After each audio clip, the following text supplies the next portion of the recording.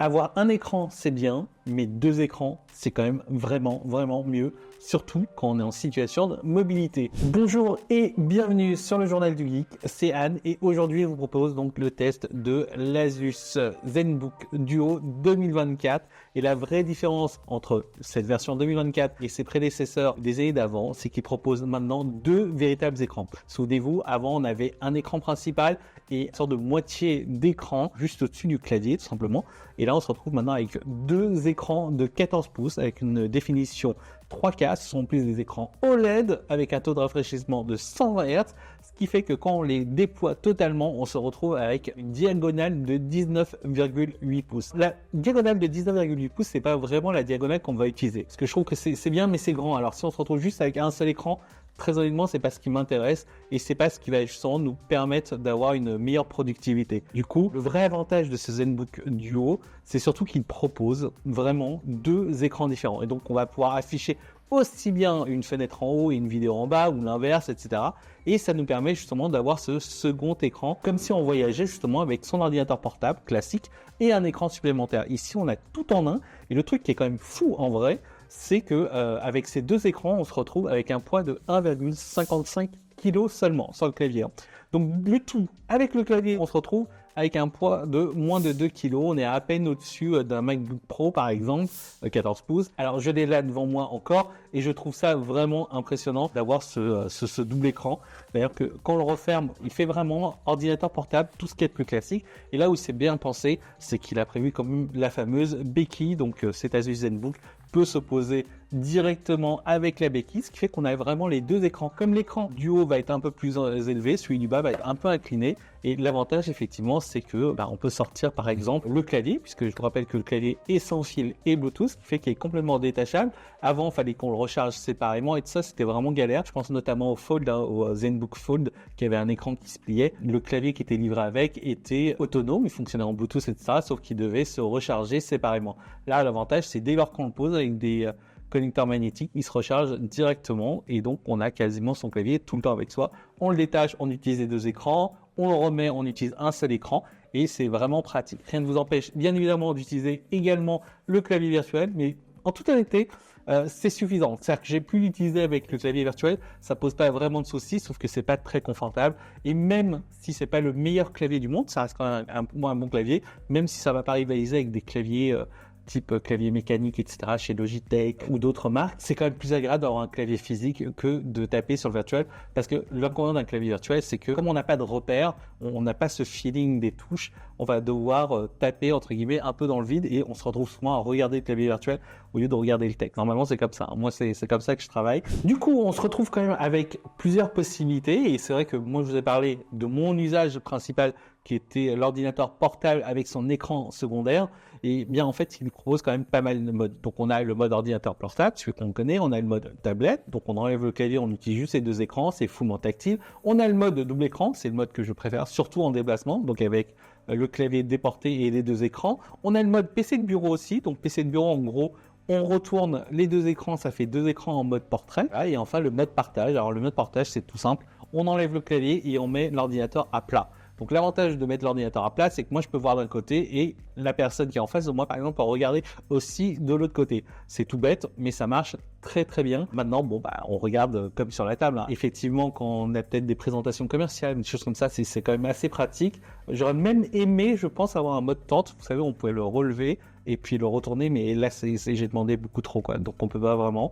Mais un jour, peut-être, on va pouvoir avoir un double écran qui en plus peut se retourner en mode tente. Et ça, c'est plutôt sympa. En revanche, je me dis quand même que ce mode partage, un jour, il y a des jeux comme Hearthstone, Magic et tout ça, où on peut jouer à deux directement sur son ordinateur, chacun son deck de son côté, couplé avec le smartphone, ça risque d'être génial. Vraiment. Bref, on n'oublie pas également que les deux écrans sont des écrans tactiles. C'est compatible avec le stylet, ça supporte jusqu'à 4096 niveaux de pression et ça permet justement de dessiner, de faire des croquis, etc. C'est plutôt sympa. Maintenant, moi, je suis pas le plus grand fan des stylets sur PC ou des stylets même sur iPad. Tout simplement, alors, j'adore les stylets. Ne me faites pas dire ce que je n'ai pas dit. Mais en gros, ce que j'aime pas, en fait, c'est cette sensation de glisse. Quand on écrit justement sur des écrans d'ordinateur portable, ou d'iPad, on se retrouve à écrire sur des surfaces ultra lisses, donc ça glisse vraiment. Et je trouve justement qu'on perd en précision, alors que sur des vraies tablettes Wacom ou sur des vrais carnets de notes numériques comme les Supernotes ou le Books, etc., on a une sorte de surface un peu granulée qui permet justement d'accrocher. D'ailleurs, sur iPad, il y a justement des protections d'écran qui sont faites pour ça. C'est du Papernote, je crois. Ce sont des protections qui rajoutent justement cette texture et qui donnent cette sensation papier. Bon, dans tous les cas, c'est quand même cool d'avoir l'option stylet en plus. Je vous conseille pas de mettre des protections d'écran sur votre laptop, tout simplement parce que ce sont des écrans OLED. Si vous mettez une protection d'écran avec une sorte de texture sur vos écrans, ça risque de les rendre moins OLED, donc moins contrastés, etc. Donc c'est peut-être pas le but. Je pense que le côté multimédia prévaut quand même sur la saisie au stylet. En termes de performance, l'Asus ZenBook Duo pour sa version 2024 propose deux options, l'Intel Core Ultra 7 ou l'Intel Core Ultra 9. Dans tous les cas, on se retrouve avec deux bêtes de course pour tout ce qui est multimédia, bureautique, etc. On ne devrait pas avoir de problème. Idem pour la carte graphique intégrée, puisque c'est l'Intel Arc. Alors l'Intel Arc, c'est pas non plus la grosse carte qui va aller rivaliser ce que fait les RTX, etc. Ça va vous permettre de jouer des petits jeux en Full HD, etc. Mais ne comptez vraiment pas faire de la 4K avec ces cartes graphiques-là. Au mieux, on se retrouve avec ce qu'on a par exemple sur... et encore au mieux, hein. C'est vraiment avec les guillemets, on se retrouve avec ce que propose par exemple un Asus ROG Ally ou alors une Lenovo Legion Go. C'est suffisant pour jouer à certains jeux. Et si on n'est pas très demandeur en termes de graphisme, on va pouvoir faire tourner tout ça. Mais je vous conseille vraiment pas d'avoir ça. La meilleure solution pour jouer, si vous comptez jouer avec l'Asus ZenBook Duo, reste quand même la solution du cloud avec soit le Game Pass de Microsoft Xbox, soit le GeForce Now de Nvidia. Ça fonctionne très bien. À côté, on retrouve donc 16 Go de RAM en France avec en option de stockage 512 en SSD ou 1 Tera en SSD. Bien évidemment, je conseille toujours 1 Tera, hein, mais en vrai, je pense que 512 devrait suffire. Tout dépend donc de vos besoins. Ah oui, petite précision que j'ai oublié de vous dire, c'est vrai que nous, on a eu la chance de pouvoir le tester avec des écrans OLED 120 Hz 3K, donc un peu le top du pop of the pop. Mais il faut savoir que les premiers prix, donc avec un Core Ultra 7, deux écrans en Full HD et 60 Hz, il reste OLED bien évidemment, donc c'est pas la version optimum, donc c'est clair que plus on va monter dans le prix, mieux ce sera, mais c'est au détriment du prix justement. Donc les premières versions sont assez classiques, mais ça suffit largement. Je pense que deux écrans Full HD, c'est quand même très bien pour travailler. Moi je travaille avec mon écran externe, je crois au bureau, il fait 15 pouces je crois en Full HD et ça me suffit largement. Pour résumer, donc ça commence avec des écrans Full HD à 60 Hz, toujours OLED, et ça peut aller jusqu'à des écrans 3K, 120 Hz et toujours OLED. Donc c'est plutôt pas mal. En termes d'autonomie, on a pu faire nos tests et on a remarqué quand même que effectivement l'utilisation de deux écrans consomme plus. C'était un peu la base et voilà, on savait. Maintenant, c'était de savoir combien. Eh bien, on a été quand même assez surpris. Alors moi, je trouve que c'est bien.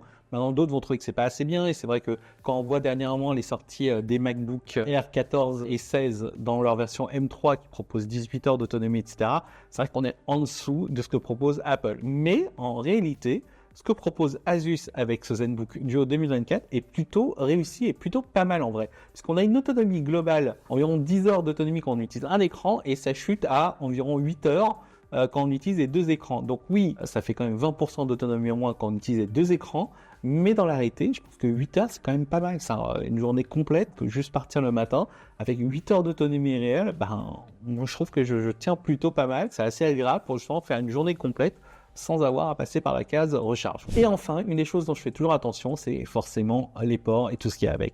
C'est vrai que je reproche souvent à Apple le fait qu'il n'y ait que deux ports USB-C, qu'il n'y a rien d'autre, etc.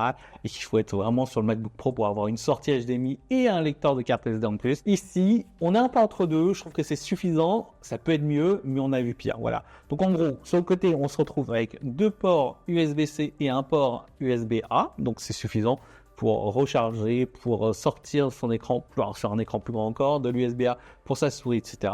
Et de l'autre côté, on se retrouve donc avec une sortie HDMI et une prise jack. Et bien en conclusion, qu'est-ce qu'on peut dire de cet Asus ZenBook Duo 2024 ? Eh bien c'est la conséquence, je veux dire, de tous les essais de ZenBook Duo qu'on a eu. On a eu vraiment les premiers, c'était le tout premier, je me souviens, c'était un écran OLED comme écran principal et on avait une sorte de moitié d'écran en LCD, donc on avait une différence de contraste, une différence de luminosité, donc du coup en plus l'écran était plus petit, donc c'était vraiment pas exploitable, et ça c'était quelque chose qui manquait vraiment, et au fil des années, l'écran du bas s'est relevé, il est devenu OLED, etc., etc. Et maintenant, on se retrouve avec 2 écrans OLED. Et très honnêtement, je pense que c'est un des meilleurs PC, un de mes coups de cœur de cette année 2024. Quand je l'ai eu en main la première fois, c'était au CES à Las Vegas en début d'année. J'étais vraiment subjugué, impressionné par cette machine parce que, en fait, je fais partie de ceux qui réagissent vraiment au coup de cœur. Et là-dessus, c'était un coup de cœur parce que j'arrivais à concevoir l'utilisation que j'allais en avoir. Et là, donc, ça fait 3-4 semaines que je l'ai. Et c'est exactement ça, quoi. C'est-à-dire que on se retrouve avec 1,65 kg environ. Il est un peu épais, mais il n'est pas si épais que ça. Et surtout, il n'est pas si lourd que ça. On est loin des 2-3 kg auxquels on pensait tous quand on dit il y a 2 écrans, ça va être super lourd, quoi. Donc là, on se retrouve avec tout compris, 2 écrans, un clavier, des bonnes performances, une bonne autonomie et tout. Et le tout à partir de 1 900 €. Si on sépare tout ça et si je devais m'acheter un laptop à séparer plus un écran, c'est pas le même encombrement, c'est pas le même prix, etc. Là, on se retrouve avec tout en un qui est, comme je dis là, je trouve ça plutôt cool. Voilà. Sur ce, moi, j'en ai à peu près fini avec cet Asus ZenBook Duo 2024. Dites-nous ce que vous en pensez dans les commentaires. Et moi, je vous retrouve sur une prochaine vidéo. Ciao!